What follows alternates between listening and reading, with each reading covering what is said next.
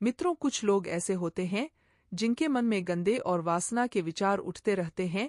मित्रों, आज के इस वीडियो में हम आपको एक कथा के माध्यम से बताएंगे कि स्वयं बजरंग बली हनुमान जी ने गंदे विचारों को रोकने की वह कौन सी बातें बताई हैं। तो चलिए मैं आपको वह कथा सुनाता हूँ। नमस्कार दोस्तों, आपका फिर से स्वागत है हमारे YouTube चैनल पर। नारद जी जब इंद्रलोक गए तो उन्होंने देखा कि इंद्रदेव रंभा उर्वशी मेनका के साथ भोग विलास में मग्न थे। जब नारद जी इंद्रलोक पहुंचे तो इंद्रदेव उनसे मिलने भी नहीं आए, जिससे नारद जी को बहुत दुख हुआ। तब उनके मन में एक प्रश्न उठा कि लोग विषय भोग में इतना क्यों गठित है।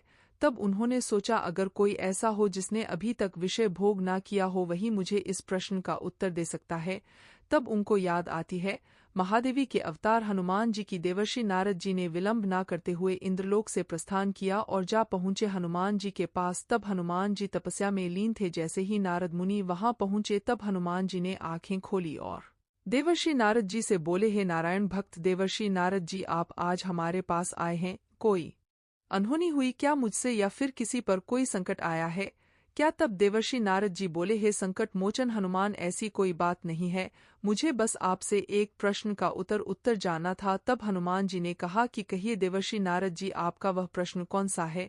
तब देवर्षि नारद जी बोले कि हे संकट मोचन हनुमान, आपने आज तक किसी भी स्त्री को स्पर्श तक नहीं किया है, ना तो आज तक आपने किसी के साथ विषय भोग किया है। लेकिन मैं जब इंद्रलोक पहुंचा तो इंद्रजीत मुझे मिले तक नहीं, क्योंकि वह रंभा मेनका उर्वशी के साथ वासना में व्याप्त थे। तब मेरे मन में यह प्रश्न उठा कि मनुष्य के मन में यह वासना का विचार क्यों उठता है और इसे कैसे रोक सकते हैं। तब महाबली हनुमान जी बोले, हे देवर्षि नारद जी, अगर आपका प्रश्न यही है तो मैं आपको इस प्रश्न का उत्तर बताता हूँ, लेकिन इसके लिए आपको एक कथा सुननी होगी। तब देवर्षि नारद जी बोले, ठीक है संकट मोचन हनुमान, मैं उस कथा को पूरे मन और लगन के साथ पूरा अंत तक सुनूंगा और संपूर्ण वैकुंठ लोक में इसका विश्लेषण भी करूंगा। तब हनुमान जी कथा को सुनाना प्रारंभ करते हैं। दोस्तों, आगे बढ़ने से पहले अगर आप हनुमान जी के भक्त तो सच्ची श्रद्धा से कमेंट में जय हनुमान जरूर लिखें। हनुमान जी आपकी सभी मनोकामनाएं को अवश्य पूर्ण करेंगे। मित्रों, आगे हनुमान जी कथा को सुनाना प्रारंभ करते हैं और कहते हैं कि एक बार एक युवक एक महाशय के पास आया और महर्षि से बोला कि है गुरुजी, मेरे मन में इतने गंदे विचार क्यों आते हैं। मैं नहीं चाहता कि मेरे मन में गंदे विचार आए, लेकिन फिर भी मेरे मन में हमेशा काम वासना के विचार उठते रहते हैं और मैं इनके बारे में सोच कर बहुत परेशान हो जाता हूँ। मेरी ऊर्जा और समय यह सब सोचने में ही नष्ट हो जाती है और इन सबके विचारों की वजह से मैं कभी भी शांत नहीं रह पाता और मैं हमेशा ही स्त्रियों को देखकर मोहित हो जाता हूँ। गुरुजी, मैं अपने आप को रोक नहीं पाता। महाबली हनुमान जी ने आगे कहा कि हे देवर्षि नारद जी, वह मुस्कुराए और उन्होंने उस युवक से पूछा, क्या तुम्हें पता है यह काम वासना होती क्या है? उस युवक ने उत्तर दिया कि मैं यह तो नहीं जानता कि काम वासना होती क्या है, पर गुरुजी यह जो भी चीज है बहुत बुरी चीज है। फिर उस महाशय ने उस युवक से कहा कि सबसे पहले तो तुम्हें यह समझना है कि प्राकृतिक रूप से जो भी चीज हमारे अंदर है वह बुरी नहीं है। हमारे जीवन में उसका कुछ ना कुछ महत्व है। वासना कोई बुरी बात नहीं है, यह तो हमारे मन की एक भावना है जो हमें किसी ना किसी चीज की कमी का एहसास करवाती है और फिर हम उस चीज को पाने के लिए उस चीज की तरफ आकर्षित हो जाते हैं। वह महाशय आगे उस युवक को कहते हैं कि हे युवक, जैसे अगर तुम्हारे पास धन की कमी है तो तुम में धन पाने की वासना उत्पन्न हो जाएगी। तो वासना कुछ और नहीं, बस एक प्रकार की कमी है जो एक प्रकार की जरूरत का एहसास दिलाती है, और जब यह जरूरत शारीरिक हो तो हम इसे काम वासना का नाम देते हैं। युवक ने महाशय को कहा कि गुरुजी, मुझे काम वासना का मतलब तो समझ में आ गया, पर आप मुझे यह बताइए कि यह आती कहाँ से है और कैसे आती है। हनुमान जी ने आगे कहा कि हे देवर्षि नारद जी, तब उस महर्षि ने कहा कि काम वासना कहीं से आती नहीं है, यह तो हमारे अंदर ही होती है और इसका होना तो जरूरी भी है। अभी तो मानव जाति का विस्तार होगा। अब उस युवक ने कहा, जब यह हमारे अंदर ही है और जरूरी भी है तो फिर लोग इसे गलत क्यों बोलते हैं? तरबूज महर्षि ने कहा कि यही तो समस्या है, लोगों ने काम वासना को गलत तरीके से सोच लिया है, इसे छुपाने की दबाने की कोशिश करते हैं। काम वासना गलत नहीं है, बल्कि काम वासना का गलत तरीके से प्रयोग करना गलत बात है। लोग जिससे प्रेम करते हैं बस उसी के लिए जीने लग जाते हैं, उसे पाना ही उनका अपना मार्ग बन जाता है और उसी के बारे में हमेशा सोचते रहते हैं। पर यह सब गलत। हनुमान जी ने आगे कहा कि हे देवर्षि नारद जी, महर्षि ने युवक से कहा, क्या तुम्हें पता है जानवरों में भी काम वासना होती है? उस युवक ने उत्तर दिया, हाँ गुरुजी, जानवरों में भी काम वासना होती है, क्योंकि जानवर भी तो आखिर अपने वंश को आगे बढ़ आने के लिए मादा के साथ व्यभिचार करते हैं। उस महर्षि ने आगे कहा कि हम जानवरों की काम वासना को गलत क्यों नहीं कहते? युवक ने कहा, गुरुजी मुझे इसका उत्तर नहीं पता। युवा आगे कहता है कि महात्मा आप ही मुझे बताइए। तब महर्षि ने कहा कि जानवर अपनी काम वासना का प्रयोग आनंद प्राप्ति के लिए नहीं करते, वह तो सिर्फ संतान उत्पत्ति करने के लिए काम वासना का उपयोग करते हैं। जानवरों को प्रकृति ने इतनी समझ नहीं दी है कि वह काम वासना को अपने सुख का आधा बना सके। हनुमान जी ने आगे कहा कि हे देवर्षि नारद जी, वह महर्षि आगे बोला कि मनुष्य अपनी समझ के बलबूते पर प्रमेय पाई जाने वाली प्रत्येक वस्तु को अपने सुख के लिए प्रयोग करता है।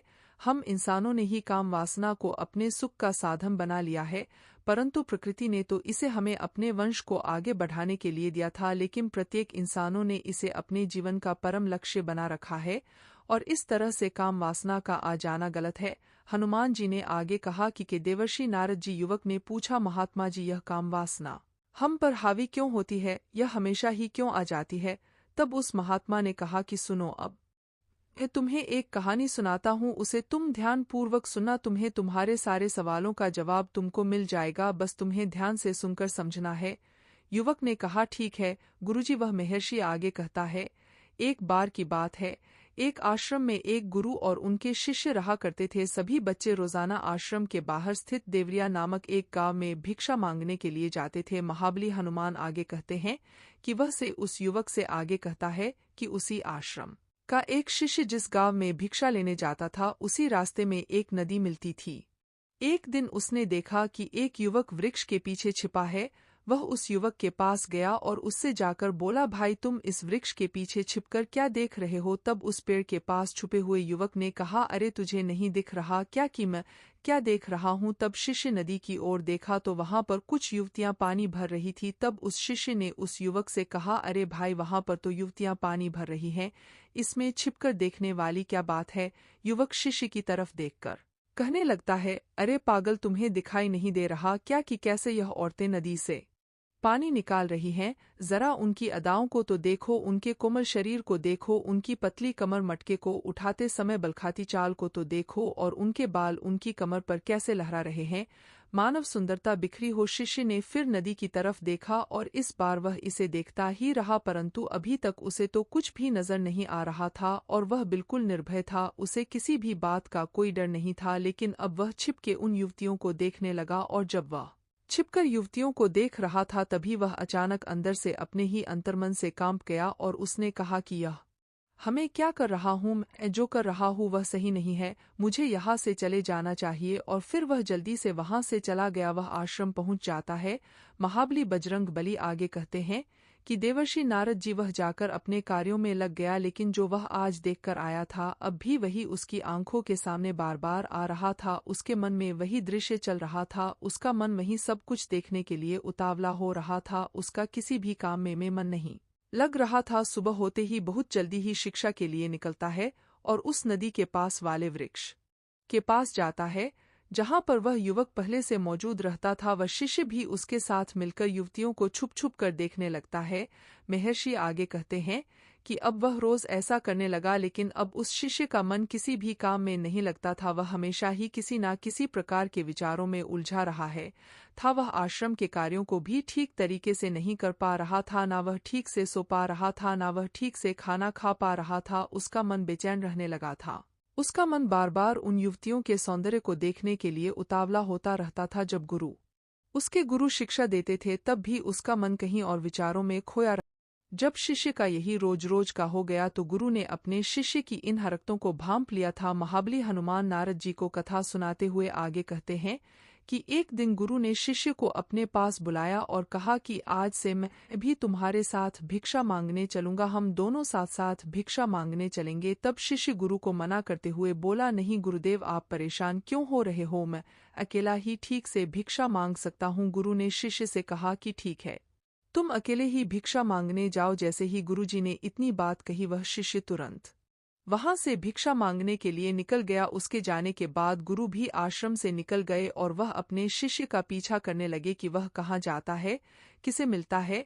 यह सब देखने के लिए उसके पीछे पीछे चलने लगे। कुछ आगे जा आने के बाद गुरु ने देखा कि उनका शिष्य एक युवक के साथ एक वृक्ष के पीछे किसी अपराधी की तरह छिपा हुआ है और छिपकर कुछ देख रहा था। गुरु भी अपने शिष्य के पीछे गए। उन्होंने सोचा कि आखिर उनका शिष्य क्या देख रहा है जिसे देखने के लिए वह वृक्ष के पीछे अपराधियों की तरह छिपा हुआ है। तब गुरु ने देखा कि उनका शिष्य वृक्ष के पीछे छुपकर युवतियों को देख रहा है जो कि नदी से पानी भर रही थी। तभी गुरु बोल पड़े कि शिष्य, तुम यह क्या देख रहे हो? अपने गुरु की आवाज सुनकर वशिष्ठ घबराकर विचलित हो गया और उसके पसीने छूटने लगे। वह धीरवीर पुरुष थर थर कांपने लगा, जैसे किसी चोर को चोरी करते समय रंगे हाथों पकड़ लिया गया हो। उसकी हालत खराब हो गई, वह कुछ भी नहीं बोल पा रहा था, वह अपने गुरु से नजर भी नहीं मिला पा रहा था। गुरु ने शिष्य की तरफ देखा और कहा कि हमारा शिष्य तो निर्भय था, उसे तो किसी भी चीज का डर नहीं लगता था, लेकिन यह क्या, तुम तो डर के मारे कांप रहे हो? शिष्य ने गुरु से कहा कि मुझे माफ कर दो गुरुजी, मेरा इसमें कोई दोष नहीं है। मेरे साथ यह जो युवक है इसमें ही मुझे बहका दिया, लेकिन मैं आपसे प्रेम करता हूँ कि आज के बाद मैं ऐसा दोबारा नहीं करूँगा। दो गुरु ने शिष्य से कहा कि कोई बात नहीं, पर इस बात का तुम ध्यान रखना कि हम जैसी संगति करते हैं वैसा ही फल हमें प्राप्त होता है।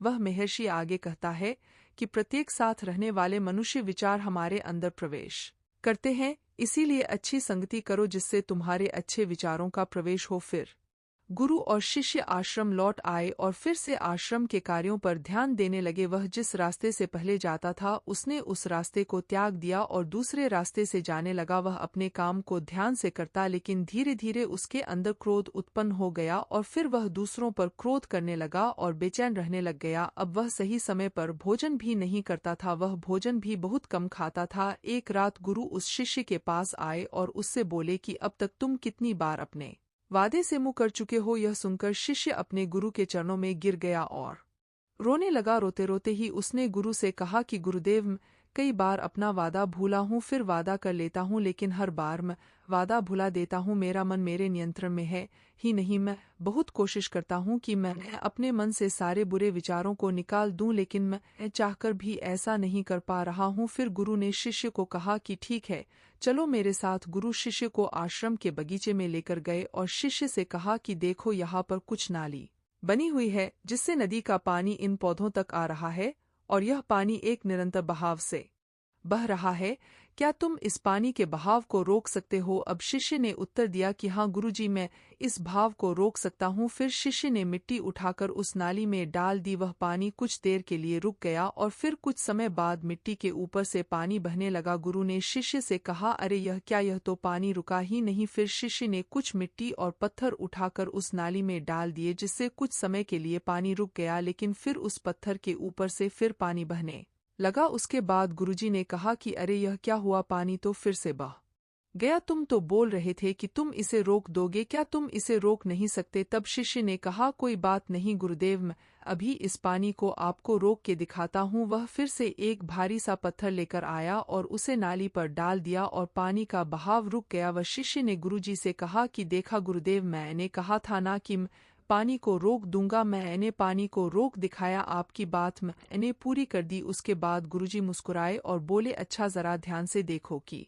पानी रुका है, वह तो पीछे की नाली से अगल बगल बह रहा है, और ध्यान से देखो इस पत्थर के आगे भी आ गया और यह पानी अपना रास्ता बदलकर फिर से आगे की तरफ बह जाएगा। और फिर कुछ देर बाद ऐसा ही हुआ। तब गुरुजी ने शिष्य को समझाया कि तुम्हारे साथ भी तो ऐसा ही चल रहा है, तुम बार बार प्रयास कर रहे हो पर हर बार तुम्हारा प्रयास टूटा रहा है और यह हमेशा टूटता ही रहेगा। तुम कितना भी मिट्टी पत्थर रख लो, लेकिन पानी तो अपना रास्ता बना ही लेगा। यह सब देखकर शिष्य ने गुरु से कहा कि हे गुरुदेव, क्या आपके पास कोई तरी नहीं है जिससे मैं गंदे विचारों को रोक सकूं और यह मेरे मन में ना आए? गुरुजी शिष्य को एक नदी के पास ले गए जहां से उस बगीचे में पानी आ रहा था। गुरु ने शिष्य से कहा, वह पानी इसी नदी से जा रहा है, अगर हम यहीं से उस रास्ते को बंद कर दें जहां से पानी बगीचे में जा रहा है, तब शिष्य बोला, मैं इस पानी को यहीं से बंद कर देता हूँ, तब आगे की नाली में पानी जाएगा ही नहीं। फिर शिष्य ने नदी से जाने वाले रास्ते में बहुत मेहनत करके पत्थर और मिट्टी डाल डाल के बंद कर दिया और गुरुजी से बोला कि गुरुदेव, मैंने पानी को बंद कर दिया है, अब यह पानी बगीचे में जाएगा ही नहीं। तब गुरु ने कहा कि अगर पानी बगीचे में नहीं जाएगा तो पौधों को पानी कहाँ से मिलेगा? उन पौधों को तो पानी की आवश्यकता है, और उन पौधों में कुछ पौधे तो ऐसे हैं जिनको रोज पानी की आवश्यकता है, वह तो मुरझा कर मर ही जाएंगे, उनका क्या होगा? पानी तो हमें खोलना ही होगा। ने गुरु की बात सुनकर वापस नदी से जाने वाले पानी का रास्ता खोल दिया। तब गुरु ने शिष्य से पूछा कि अगर हम इस नदी के पूरे पानी को बगीचे की तरफ कर दें तो क्या होगा? तब शिष्य ने जवाब दिया कि गुरुदेव, वहां पर जितने भी पौधे हैं वह नष्ट हो जाएंगे, वहां पर कुछ नहीं बचेगा। फिर गुरु मुस्कुराए और बोले, मैंने तुमसे यह सब जो करवाया तुमको समझ में आया कुछ? क्या तुम इस बात को समझ पाए हो कि हमें किसी भी चीज को रोकना नहीं है, बस हमें हमेशा संतुलन बनाए रखना है। कम पानी से भी पौधे नष्ट होते हैं और ज्यादा पानी से भी पौधे नष्ट होते हैं। हमारा जीवन संतुलन से ही चलता है। गुरुजी ने शिष्य से कहा कि अगर मैं तुम्हें कहूं कि तुम आम के बारे में मत सोचो तो तुम्हारे मन में सबसे पहले किसका चित्र आएगा? शिष्य ने कहा कि गुरुजी, मेरे मन में तो पहला चित्र आम का ही आएगा। गुरु ने कहा कि जब हम गंदे विचारों को जबरदस्ती रोकने का प्रयास करते हैं तो वह और मजबूती के साथ हमारे अंदर प्रवेश करते हैं, इसीलिए हमें उन्हें कभी भी दबाने की कोशिश नहीं करनी चाहिए। फिर गुरु ने शिष्य को समझाते हुए कहा कि हमारे गंदे विचार बुरे लोगों की संगति करने की वजह से भी आते हैं। कई बार ऐसा होता है कि काम भाव हमारे अंदर होता ही नहीं है, लेकिन कुछ अश्लील लोगों के साथ रहने की वजह से यह हमारे अंदर हावी हो जाता है। फिर शिष्य ने कहा कि गुरुदेव, आप सत्य कह रहे हैं, मैं अपने मार्ग से भटक गया था। महर्षि उस युवक से आगे कहते हैं कि वह शिष्य उस रात बहुत ही चैन की नींद सोया, सुबह अपने कार्यों को पूरे मन से किया और फिर सुबह वह भिक्षा लेने के लिए उसी रास्ते से गया जहां वह युवक आज भी वृक्ष के पीछे छुपकर उन युवतियों को देख रहा था। वह शिष्य नदी पर गया जहां वह युवतियां पानी भर रही थी। उसने उनसे पानी मांगा, उनमें से एक ने उसे पानी पिलाया और उस शिष्य ने उनके चरण छुए। शिष्य को उन्होंने आशीर्वाद दिया कि तुम्हारा कल्याण हो। उसका मन सकारात्मक ऊर्जा से भर गया, उसके चेहरे पर मुस्कान आ गई थी जैसे उस शिष्य को कुछ खोया हुआ वापस मिल गया हो। वह वापस अपने रास्ते से जाने लगा, तभी पीछे से वह युवक आ गया जो वृक्ष के पीछे छुपा हुआ था। वशिष्ठ के पास आया और बोला कि अरे भाई, क्या बात है, आज तो तुमने नजदीक से दर्शन कर लिए, तुम तो मुझसे भी आगे निकल गए। तब शिष्य ने कहा कि हम हमेशा दूसरे के दर्शन करने में ही व्यस्त रहते हैं, अपने दर्शन कर ही नहीं पाते। तुम कब तक इस वृक्ष के पीछे छूटते रहोगे? किसी को पसंद करते हो तो उससे कह दो, अगर वह भी तुम्हें पसंद करती है तो शादी कर लो, और उससे पहले तुम कुछ बन जाओ, अपने आप को पहचान लो।